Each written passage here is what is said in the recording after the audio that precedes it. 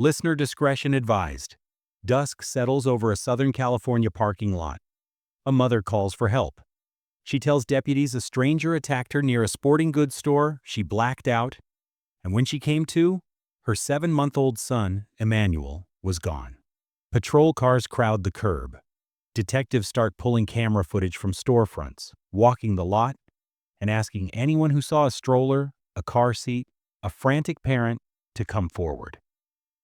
The first hours after a missing child call are a race.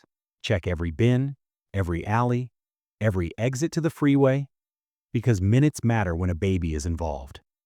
In those same hours, investigators begin a second race most people don't see: the timeline. What do the cameras say? What do the phones say? What moved, when, and how far? They mark the time of the call, 7:47 p.m. on August 14th, and work backward to the last moment anyone can verify seeing Emmanuel alive. They also map who had access to him that day, and in the days before. It's not about suspicion yet. It's about physics and clocks. The story that gets told at a curb is weighed against the machines that don't forget. Within days, deputies say they do not believe a kidnapping happened in that parking lot. The public posture shifts, quietly at first, then unmistakably, from rescue to recovery. Search teams expand beyond the shopping center to open fields and drainage corridors miles away. The words from the lectern grow careful. Officials say they are working with strong indications about where Emmanuel's remains may be, but they won't name locations. In cases like this, protecting a search zone protects the evidence too. On August 22nd, the case breaks open. Emmanuel's parents, 32-year-old Jake Mitchell Harrow and 41-year-old Rebecca Renee Harrow, are arrested at their home in Cabazon on suspicion of murder and filing a false police report. They are booked while investigators keep looking for the child. A prosecutor later files formal charges of murder with malice and the misdemeanor false report count. The charging documents set a chilling window. Authorities believe Emmanuel died sometime between August 5th and August 14th, the very day his disappearance was reported. That range stretches back beyond the parking lot story and forces a different question. Not just where a baby went, but what happened to him in the days before anyone dialed 911. Through it all, the presumption of innocence still applies. Allegations are not convictions, and the courtroom, not the comment section, decides what the facts are. But the record of what officials have said in public is clear. They no longer accept that a stranger took a child from a busy storefront at dusk. They believe Emmanuel is dead, and they believe his parents are responsible. As the case explodes onto newscasts, a father appears in a jailhouse interview. He says he cooperated with detectives. He rejects the idea that his son suffered long-term abuse. He does not answer where Emmanuel is. Viewers feel the whiplash. One side talks about strong indications and an expanding search grid. The other insists the public doesn't know the full story. Those two tracks, what investigators will eventually lay out under oath and what a defendant says on camera, often run in parallel until they collide at trial. There is another thread prosecutors say matters. Years before Emmanuel's case, Jake faced charges in a different county over catastrophic injuries to a 10-week-old daughter from a prior relationship. In 2023, he pleaded guilty to willful child cruelty. The judge suspended a prison term and placed him on probation with work release. In the wake of Emmanuel's disappearance, regional officials questioned whether that outcome left the community exposed. Prosecutors may try to use that history to argue pattern or intent. Defense attorneys can be expected to fight that as unfairly prejudicial, unless the law allows it in and the facts connect it directly. These battles, what a jury may hear and what it may not, shape a trial before a single opening statement is spoken. Back in the field, searchers keep going. There are places in the Inland Empire where the wind will erase footprints by morning, and there are places where water will carry away anything lighter than stone. Crews methodically work those places anyway. Detectives do not share map pins with the public. They protect the search from interference and from rumor. People come to the fence lines to watch, to pray, to leave flowers for a child without a gravesite. In a case like this, community grief arrives before formal answers do. What we can say, carefully, about the evidence is this. Investigators reviewed video from the businesses around the spot where the abduction was reported and did not find support for the claim. They built a digital picture from phones and vehicles over a 10-day window that they say contradicts the parking lot narrative. Prosecutors have publicly asserted that Emmanuel was the victim of severe, ongoing abuse that led to his death. They have also said they believe they know where his remains are. They have not shared the mechanism of death, and as of now, search teams have not recovered the child. What we cannot say, because it has not been put into open court yet, are the granular details a jury will be asked to weigh. The precise path of a car over a certain hour, the metadata on a message, the chemistry of a stain, the sound on a recording. Those pieces, if they exist, will be tested by experts, by cross-examination, and by time. Some will prove decisive. Some will fall away. There is one more thing to hold on to. Missing child cases live on a knife's edge between hope and dread. Families, neighbors, even seasoned investigators have to move through both. The most humane way to tell this story is to keep Emmanuel at the center. Say his name. Do not reduce him to the worst 10 days of his life. Ask what choices, personal, legal, and institutional, shaped his safety long before a call from a parking lot. Ask what we can change so the next child is seen, heard, and protected sooner. What you're about to hear is drawn from real reports, interviews, and court documents. Listener discretion advised. The call comes just before night settles in. A mother in Yucaipa says a stranger struck her outside a retail store on Yucaipa Boulevard. When she comes to, her 7-month-old, Emmanuel, is gone.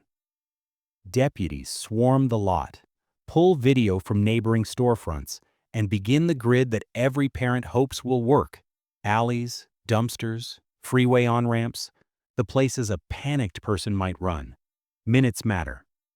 But alongside the visible search, investigators start the second, quieter one. They build the timeline. They note the dispatch time. They triangulate devices. They chart what cars and phones did and when. By the next day, the language from officials is cautious. They say they cannot rule out foul play. They focus on the evidence that doesn't bend to fear: timestamps, location data, what cameras did and didn't capture. They interview multiple people, including the parents. They compare a spoken story to what the machines remember. As the hours pass, one detail becomes decisive. Despite the claim that a stranger took a baby at dusk outside a busy store, detectives cannot corroborate a kidnapping at that scene. The classification shifts from abduction to critical missing child, and with it, the investigative posture changes. Without a suspect or vehicle description, an Amber Alert is not activated. The search is still urgent, but the shape of the emergency is different now. Detectives re-interview the parents. They say the mother's account has inconsistencies. When confronted with those, she declines to continue. Investigators widen their lens from the parking lot to the days before the call. They ask for the last verified sighting of Emmanuel. They work backwards from August 14th into the prior week, a window that will later appear in charging documents. They secure search warrants, not just for phones and cloud accounts, but for places, homes, cars, the everyday spaces that may now hold proof. A toddler in the household is removed for safety and placed in county care while the investigation continues. At the same time, the ground search stretches out of town. You see marked units and unmarked trucks along the 60 freeway east of Moreno Valley. in a rugged stretch known locally as the Badlands. It's open, hilly country where the wind erases footprints and the afternoon heat swallows sound. Teams methodically cover it anyway.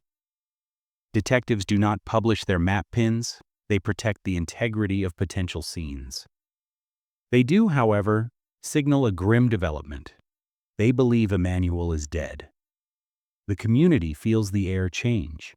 What began as a recovery of a living child is now a search for remains. Inside the department, the timeline is no longer just hours, it's days. The investigators' question evolves from who took a child to when did this child last live and who was with him then. They collect surveillance from around the store and other points in the parents' routines. They parse phone activity and vehicle movement against the narrative told. They anchor what they can. The time deputies were dispatched. The absence of corroborating video at the place the abduction was reported. The lack of a usable suspect description to blast to the public.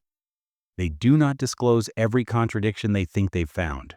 Those details will live first in reports and, later, in court. On August 22nd, the search and the timeline collide. Deputies arrest the parents at their Cabazon home on suspicion of murder and filing a false police report. The sheriff says bluntly that investigators determined a kidnapping did not occur in Yucaipa and that they do not believe any other suspects are involved. While the couple is booked into jail, teams continue in the field. People start leaving flowers and stuffed animals near the home, a vigil without answers. The phrase you hear from lecterns is careful but clear.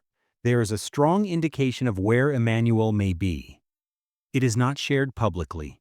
Days later, the prosecutors file formal charges. They allege murder with malice aforethought and add a misdemeanor count for the false report. The charging papers fix the window in which they say Emmanuel died, sometime between August 5th and August 14th. That reach backward matters. It places the most important events before the parking lot call, and it signals what kind of proof the state believes it has. Proof about a pattern over days, not a single moment at a curb. In a press briefing, the district attorney frames it starkly. The filing reflects a belief that Emmanuel was abused over time and succumbed to those injuries. He also says investigators have a strong indication of the location of the remains. Outside the press room, a father speaks from jail. He denies that his son suffered long-term abuse. He says he cooperated. He does not answer the question that now hangs over every frame of video and every mile of scrub the teams are walking. Where is Emmanuel? The presumption of innocence still applies, and it belongs in this story. Charges are allegations. The courtroom decides what is proven and what is not. But the public record at this moment is also part of the truth. Detectives say the abduction narrative did not happen, and the state has asked a judge to hold the parents to account for murder. If you step back from the headlines and look only at the logistics, the pivot from missing to homicide rests on three pillars. First, the location claim. No corroborating evidence of a stranger taking a baby at that Yucaipa lot. Second, the interview track, statements that investigators say shifted, stalled, or didn't square with the verifiable record. Third, the timeline, data points that pull the likely date of death earlier than the call, reframing the entire scene. That combination does not tell you everything about what happened. It does tell you why the case moved as fast as it did. For those on the ground, the work is patient and punishing. You do not announce a strong indication on remains unless you think you can turn it into a recovery. But nature is not a laboratory.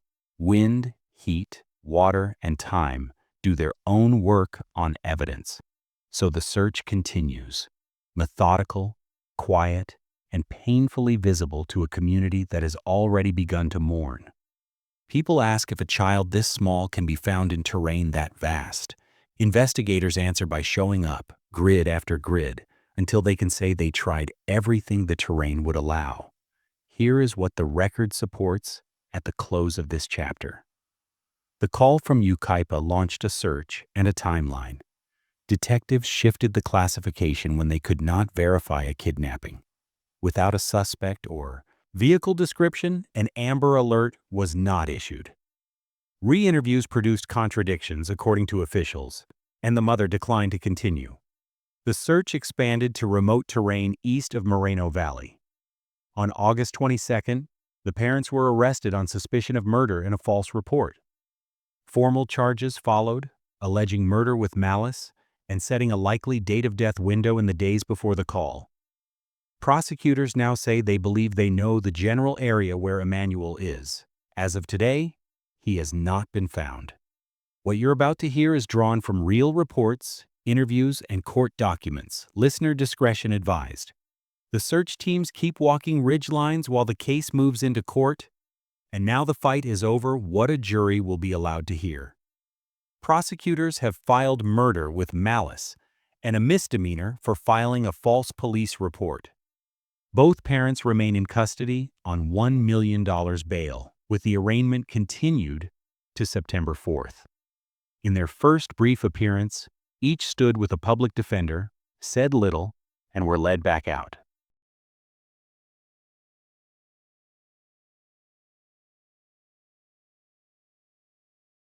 The courtroom moments were short, but they locked in the basics: the charges, the bail, and the calendar.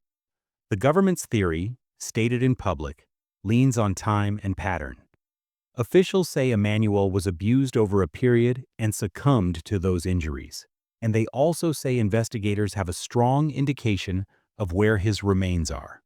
That is a no-body murder posture.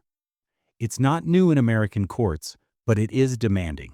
You must build a case through digital trails, statements, medical and forensic inferences, and the absence of the life signs a healthy infant leaves behind. In plain terms, prosecutors have to make the jury feel the weight of evidence without the one proof people expect in a homicide: a recovered body. Expect the first legal battles to be about what stories from the past can be told now. Years before this case, the father pleaded guilty in another county to willful child cruelty after a 10-week-old daughter was catastrophically injured. A judge suspended a prison term and put him on probation with work release. After Emmanuel's disappearance, regional officials publicly criticized that result, calling it outrageous. Prosecutors may try to use parts of that prior case to show intent, absence of mistake, or a pattern of conduct. Defense counsel will almost certainly argue it's unfairly prejudicial and should be kept out unless the law and facts tie it closely to Emmanuel's death. Those are evidence code fights. They happen on paper first, then in hearings, and they can reshape a trial before jurors ever take a seat. Another dispute will be over language: what the jury is told about the Yucaipa parking lot. Investigators have said they do not believe a kidnapping happened there. The mother's interview, they say, contained inconsistencies, and she declined to continue. That's not just color, it's state of mind, and it explains the pivot from rescue to homicide. But even clear investigative statements get filtered through rules. Was a remark hearsay? Does it come in as part of the investigation's course? Or does it require a witness to take the stand and be cross-examined? Expect the state to put detectives on the stand to anchor every critical assertion to a person who can be questioned. Jurors may also hear why there was no Amber Alert. Under the criteria, authorities need specific suspect or vehicle information to blast statewide. Officials have said no such description existed. That absence matters because it pushes the narrative away from a stranger abduction and toward people already known to the child. In a circumstantial case, what didn't happen becomes part of what did. No suspect on camera, no fleeing car, no corroborating witness at the curb. The law allows jurors to draw reasonable inferences from those silences. Behind the scenes, discovery is grinding forward. That means reports, body cam, lab submissions, phone records, cloud returns, and the full surveillance pulls from the weak. Prosecutors say matters most, August 5th through August 14th.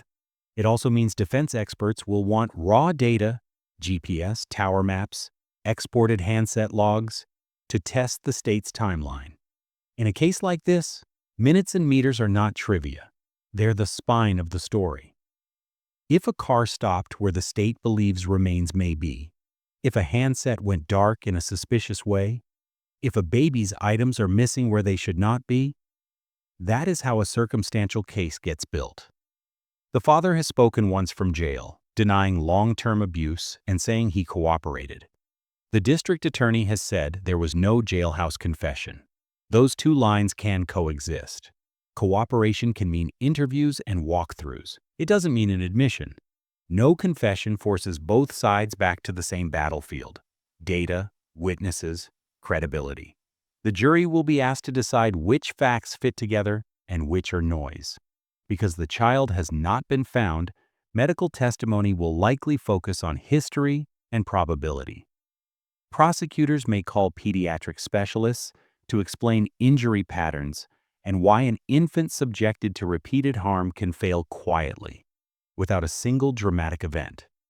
They may also use records of wellness checks, photographs, and any text message or search history evidence of crisis. The defense can counter with alternative explanations: accident, misreading of artifacts, or a medical condition. Anything that persuades a juror there's a reasonable doubt about criminal intent or cause. Meanwhile, child safety issues triggered by this case continue to echo. When officials publicly criticize a prior sentence, it isn't just rhetoric. It foreshadows policy debates about probation, work release, and how risk is assessed. It also signals what the prosecution thinks the moral frame of the trial should be. Not a single bad night, but a chain of choices. The defense has a different obligation: to focus the jury on this case, these facts, and the burden of proof that never moves off the government. There will be moments in court that look small but matter. A motion to exclude certain photos, a fight over whether jurors hear that search teams were accompanied by a defendant in a red jumpsuit, an argument about whether the phrase "strong indication" of a remains location is too suggestive without specifics. Each decision changes the temperature of the room. Each one decides how close the jury is allowed to get to the edges of the investigation. And outside the courtroom, the searches continue. The hills east of Moreno Valley are big and indifferent. Detectives keep the exact map to themselves, as they should. The community keeps bringing flowers to a house where a baby hasn't come home. This is the longest part of any case like this, the stretch where grief and procedure have to live side by side. It is hard, and it is quiet, and it is also necessary if the evidence is going to meet the standard the law requires. Here, then, is where we stand. The parents are charged with murder and a false report. Bail is set at $1 million each. The arraignment is continued to September 4th. Investigators have said they found no kidnapping at the parking lot and that the mother stopped the interview when confronted with inconsistencies. Officials say the child was abused over time and that they have a strong indication of where his remains are, but he has not been found. The state will try to admit prior conduct evidence. The defense will try to keep it out. The jury, when it comes, will be asked to see a pattern in data points spread across 10 days and to render a verdict without a body. What you're about to hear is drawn from real reports, interviews, and court documents. Listener discretion advised. Before this series ends, we bring the story back to the child at the center of it. Emmanuel was 7 months old. He didn't choose the house he lived in, the car he rode in, or the adults who spoke for him. A week of headlines and a dozen press conferences can't stand in for the years he never got. So this last chapter is not a twist. It's a reckoning about what happened, what should have happened sooner, and what still can. The case stands here. A mother reported an attack outside a busy store and said her baby was taken. Investigators said they found no kidnapping at that location. The search pushed into open terrain east of Moreno Valley. 8 days after the call, both parents were arrested in Cabazon. Formal charges followed: murder with malice and a misdemeanor false report. Prosecutors set a likely window of death between the 5th and 14th of August. Detectives and prosecutors have said they have a strong indication where Emmanuel's remains may be, but he has not been found. Both defendants remain in custody on $1 million bail. Their arraignments, continued once already, are set to resume September 4th. These are the facts that do not bend to rumor. There is a separate current running beneath those facts. Years before anyone knew Emmanuel's name, a judge in a different case suspended a prison term for a father who had pleaded guilty to willful child cruelty after a 10-week-old daughter was catastrophically injured.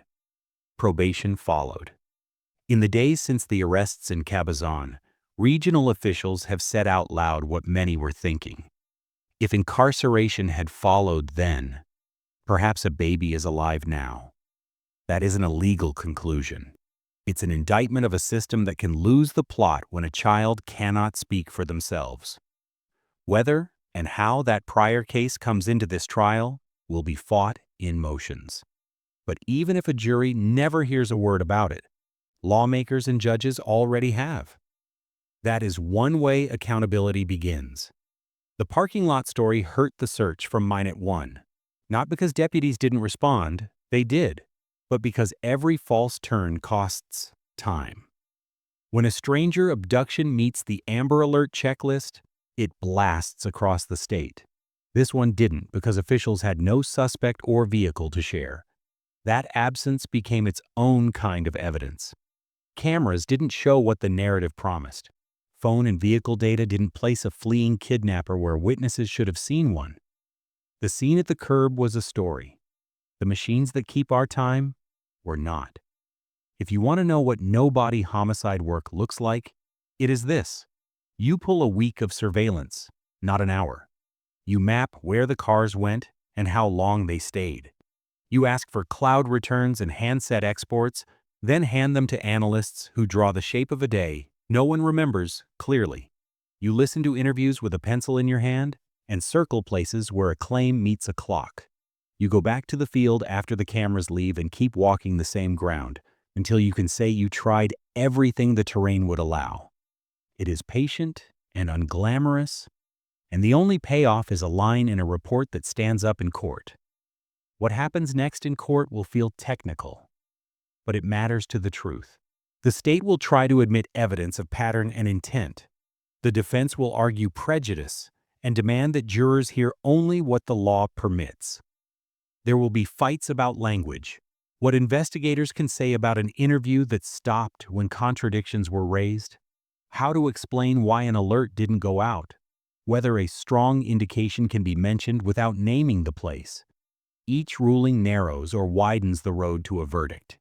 Each ruling also says something about who gets to tell Emmanuel's story in that room. Before we leave this case in the court's hands, we owe you the other half of the reckoning, the part that belongs to all of us. If you are listening and wondering what a red flag looks like before it becomes a headline, start simple. A baby who is always asleep in another room when visitors arrive. Photos of one child everywhere and barely any of another. A caregiver who tightly scripts what can be asked or answered. Frequent moves, closed doors, an infant whose crying is met with silence or anger instead of care. None of these alone proves abuse. Together, they are enough to pause, to check, to ask for a second set of eyes. If you are a neighbor, you do not need to be certain to make a call. You only need to be concerned. If you are a teacher, doctor, nurse, social worker, coach, or faith leader, the law may already make you a mandated reporter. If you are a friend, you can be the person who notices what others learn to ignore. In the United States, you can call or text 1-800-4A-CHILD to reach the Child Help National Child Abuse Hotline, 24 hours a day.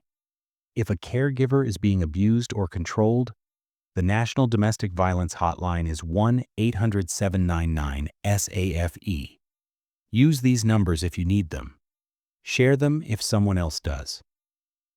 None of this erases the fact that a baby is missing and presumed dead.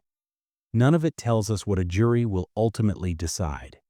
But it reframes the only part of this story we can still change. What we do the next time a child is unseen. It is not enough to light candles in a parking lot after the fact. The real vigil is earlier. It is a neighbor who knocks, a nurse who asks one more question, a judge who believes the file instead of the performance in front of them, a prosecutor who draws a line when a pattern becomes a risk to the next child. There will be updates, maybe a recovery, maybe a plea, maybe a trial where 12 people are asked to weigh 10 days of data and a lifetime cut short. We'll cover those steps when there is something real to report. For now, there's a smaller, harder task: remembering a baby for more than the worst week of his life. Say his name with care. Emmanuel. A child who should have had birthdays and backpacks and messes on the kitchen floor. A child whose absence is the loudest thing in every courtroom photograph. If you watch this series, you already did one thing that matters. You refuse to look away. Keep doing that for the children near you. They will never trend. They will never be a headline. They will only be safe because someone decided to see them. That is what Emmanuel deserved. That is what every child deserves. If this victim-first coverage matters to you, please like the video and subscribe so you don't miss the next update in this case. This was the Witness Record.